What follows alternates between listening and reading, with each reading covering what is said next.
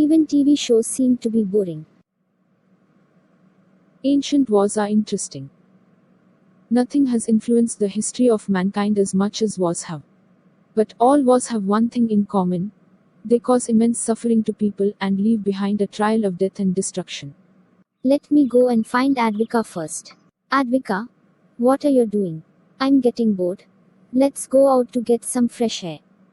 Okay, let's go out. Even I'm getting tired after watching computer for a long time. It's so refreshing.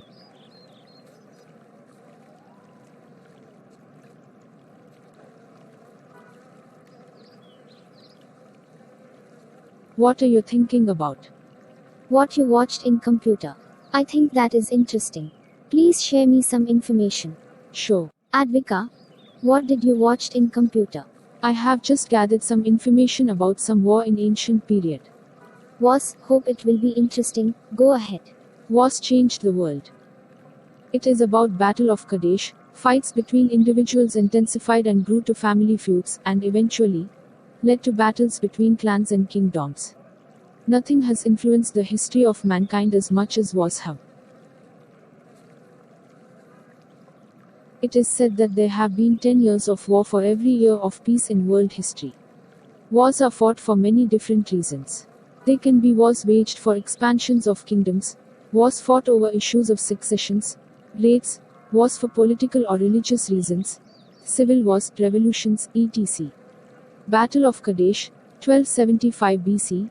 Major battle between the Egyptians under Ramses II and the Hittites under Muwatallis in Syria, southwest of Hims, on the Orontes River.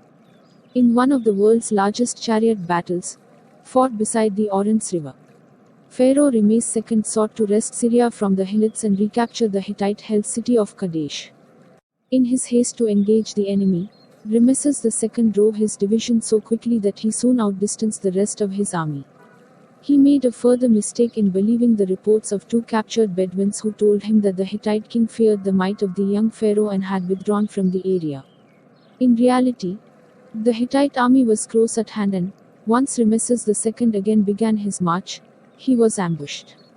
Two captured Hittite spies then revealed the truth of Ramses II's situation, and the pharaoh understood he had no choice but to fight his way out of the trap he had allowed himself to walk into. The confusion of the battle is attested to in Ramses II's accounts, the poem of Pentor and the bulletin in which he relates how the Ammon division was overrun by the Hittites and the lines were broken, the division separated. The Hittite cavalry was cutting down the Egyptian infantry and survivors were scrambling for the supposed safety of the Egyptian camp. Recognizing his situation, Ramses II called upon his protector god Ammon and reorganized his forces. Egyptologist Margaret Bunsen describes how Ramses II brought calm and purpose to his small units and began to slice his way through the enemy in order to reach his southern forces, 131. He held the remains of his meager troops together through the force of his own character and the power of his position as pharaoh and commander-in-chief. Ramses II had turned the tide of battle just as the PTAH division arrived on the field. The PTAH division, with Ramses II leading them, then drove the Hittite forces toward the Orontes River where many of them drowned. At this point in the battle, the Egyptian forces were caught between the Hittites at the river and the reserve forces Muwatalli II still had at his disposal in the fortified city of Kadesh. Why the Hittite king did not make use of his advantage is unknown, but, for whatever reason, Muwatalli II refused to deploy his forces and watched the cream of his command fall before Ramses, including his own brother, Bunsen, 131. Ramses II pressed his advantage and led his forces in a furious charge. With the Hittites drowning in the river and being slaughtered on the banks, Ramses II turned his forces about and, making full use of his advantage in the light Egyptian chariot, drove the Hittites from the field. Ramses II then claimed a great victory for Egypt in that he had defeated his enemy in battle. Muwatalli II, however, also claimed victory in that he had not lost Kadesh. The significance of the battle, aside from being the victory Ramses II seemed most proud of, is that it eventually led to the first peace treaty in the history of the world signed between the Hittite and Egyptian Empire in 1258 BCE. Among the stipulations was that persons of rank or importance would be returned to their own rulers if they tried to flee from one territory to the other in order to escape punishment for crimes. Bunsen, 87.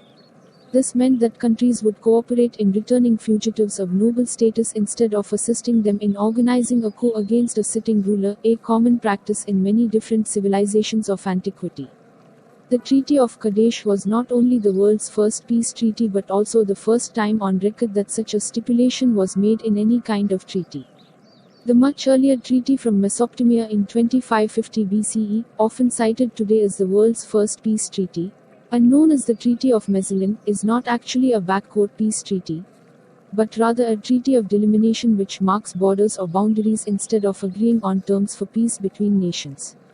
The Treaty of Kadesh is recognized as the world's first actual peace treaty and set the stage for relations between Egypt and the Hittites until the fall of the Hittite Empire in c. 1200 BCE. Instead of warring with each other, the Egyptians and Hittites opened trade relations and exchanged technological and agricultural expertise which improved the lives of the people of both nations. Wow, it's very interesting. As you said before, nothing has influenced the history of mankind as much as wars have. It's time to go back home. Okay, let's go.